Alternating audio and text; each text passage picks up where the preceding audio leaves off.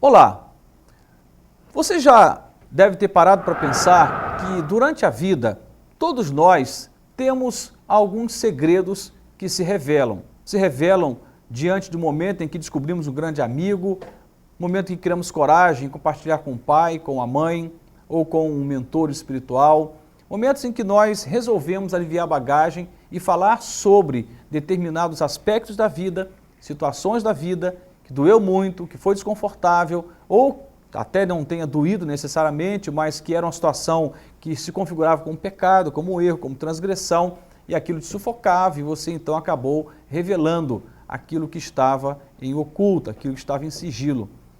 A bem da verdade, apesar de todos terem seus segredos, aliás, a Bíblia diz que a intimidade do Senhor são para aqueles que o temem, Deus tem os seus mistérios, Deus tem os seus segredos, necessariamente isso não é pecado. Mas há certamente na vida muitos momentos em que nós acreditamos que iremos praticar determinadas obras e que elas jamais serão descobertas. É alguém que acha que vai lucrar na corrupção a vida inteira e que nunca vai ser punido, que vai conseguir sustentar uma mentira por 10, 15 anos e que isso nunca vai se revelar, que vai conseguir levar adiante uma história fantasiosa, mentirosa e que vai conseguir enganar a toda a sua volta. E aí, em algum momento, a casa cai, em algum momento o chão cai, e você descobre que está diante da verdade e que nada você pode fazer contra aquela verdade, se não dobrar-se diante dela. Toda hora encontramos na mídia escândalos de políticos, escândalos de líderes religiosos, escândalos de instituições bancárias, financeiras, e isso não é muito incomum, aliás, tornou-se uma rotina esse bombardeio de histórias sigilosas, secretas, ocultas, se revelando na mídia. Porque, infelizmente, por um lado, nós estamos muito expostos nesse tempo. Também, infelizmente, por outro lado, isso facilita para que a justiça seja aplicada, para que, de fato, possamos estar de olho naquilo que estão fazendo, por exemplo, com o nosso dinheiro e etc. Mas eu quero começar essa reflexão, essa breve reflexão, me baseando no que registra o Evangelho de João, capítulo 3, versos 19 a 21. Escute só o que diz a palavra de Deus. E a condenação é esta, que a luz veio ao mundo, e os homens amaram mais as trevas do que a luz, porque as suas obras eram más.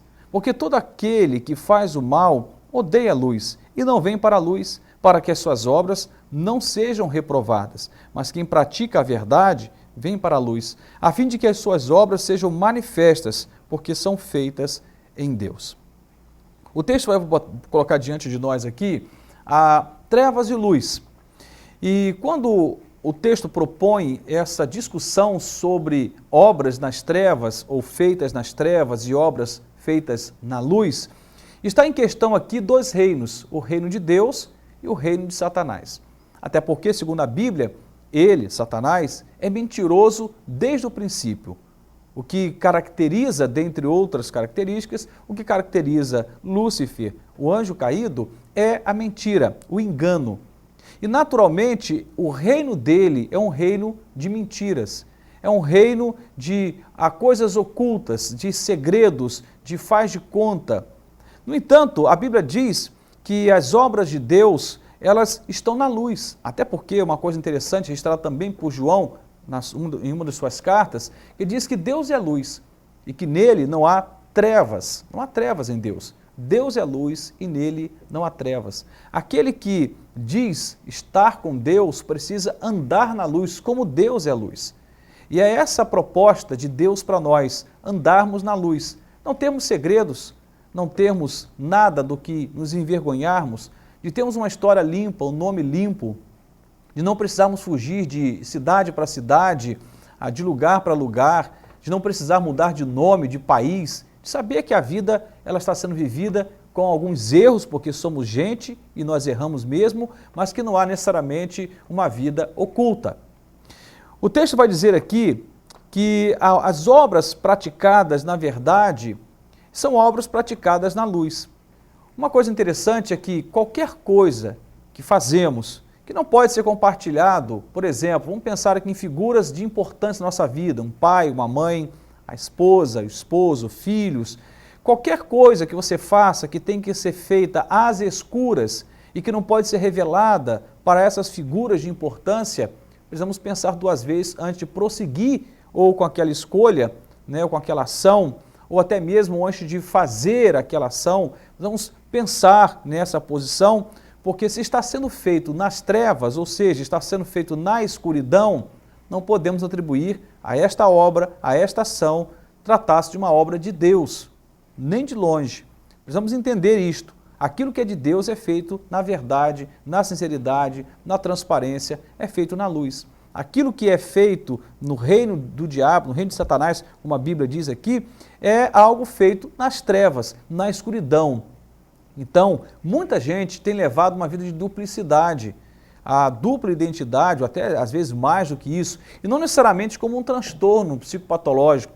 Existem transtornos de personalidade em que as pessoas representam mais de um papel, elas têm várias caras e assumem identidades diferentes como um transtorno psicológico. Não é isso que eu estou dizendo. Falando de um defeito de caráter, em que as pessoas vão levando a vida e elas vão escondendo o que elas de fato são e vivendo esses papéis numa tentativa de enganar a todos o maior tempo possível e tirar o maior proveito possível desse engano.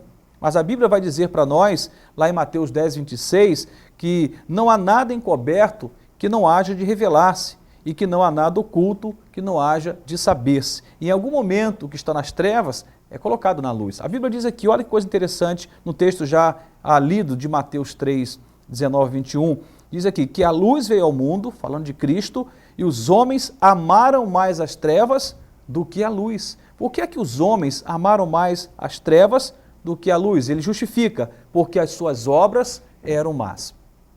Por que as pessoas se recusam a ter uma aliança com Deus? Por que elas se recusam a ter uma vida de devoção a Deus, de buscar a Deus em oração, a palavra, a comunhão com o corpo de Cristo? Por que elas recusam? Porque indo para a luz, as suas obras que são más serão reveladas. E elas não querem que aquilo que está oculto seja revelado. Mas a grande questão é que somente quando o que está oculto é revelado, portanto tratado, curado, alvo de libertação, de obra de Deus, é que podemos então pensar na cura, por exemplo, pensar na saúde física, emocional, espiritual. Pessoas que guardam segredos por longas datas são pessoas que também adoecem emocionalmente facilmente, porque dá um trabalho enorme você sustentar uma mentira por muito tempo, dá um trabalho enorme você viver uma vida dupla por muito tempo. Há alguns anos atrás, cerca de 4 anos atrás, tomei conhecimento de um caso que eu fiquei assombrado, de um senhor que mantinha 3 famílias, e uma delas por mais de 15 anos, e ninguém sabia de filhos que tinham. E nisso que ele veio a óbito, houve a descoberta, e aí todo mundo criando direitos ao patrimônio, a situação então se revelou. Ele tinha 3 famílias, e ele, por ser um homem que viajava muito, conseguia manter essa agenda por muitos anos, mas não há nada oculto que não seja revelado. A Bíblia diz isto. Então, ninguém pode nada contra a verdade. O melhor caminho é viver na luz, é viver na verdade.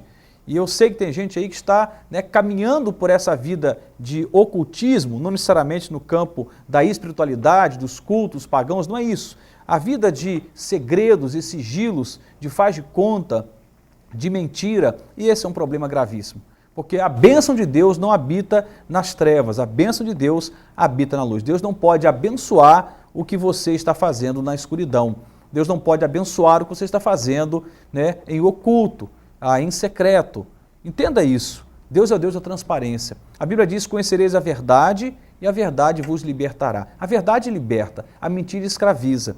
E a palavra vai dizer aqui, finalzinho do texto, mas quem pratica a verdade vem para a luz, a fim de que as suas obras sejam manifestas, porque são feitas em Deus. Tudo que é feito em Deus não precisa ser escondido. Não tem por que você esconder uma coisa que é justa, que é verdadeira, uma coisa que tem como registro o bom caráter, a sinceridade.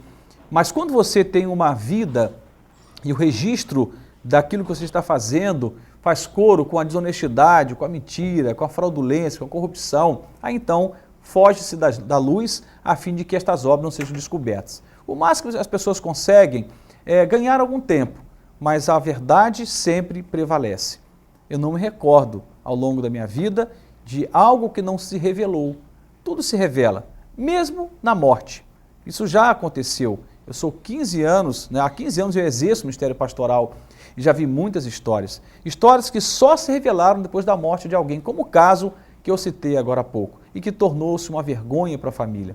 Eu espero que, tendo compartilhado o que eu compartilhei, você não se sinta necessariamente coagido, pressionado, constrangido, mas desafiado a viver na verdade, a viver na luz, a sair dessa vida oculta e viver na transparência da vontade de Deus e a viver realmente numa relação direta com a verdade e com a sinceridade. A minha oração é que Deus te abençoe, que Deus te ajude, que Deus me ajude, nos ajude a vivermos na luz e a vivermos de uma forma tão extraordinariamente alinhada com a vontade de Deus, que não tenhamos nada do que nos envergonharmos, nem agora, nem na nossa morte, nem depois da nossa morte. Deus te abençoe, em nome de Jesus.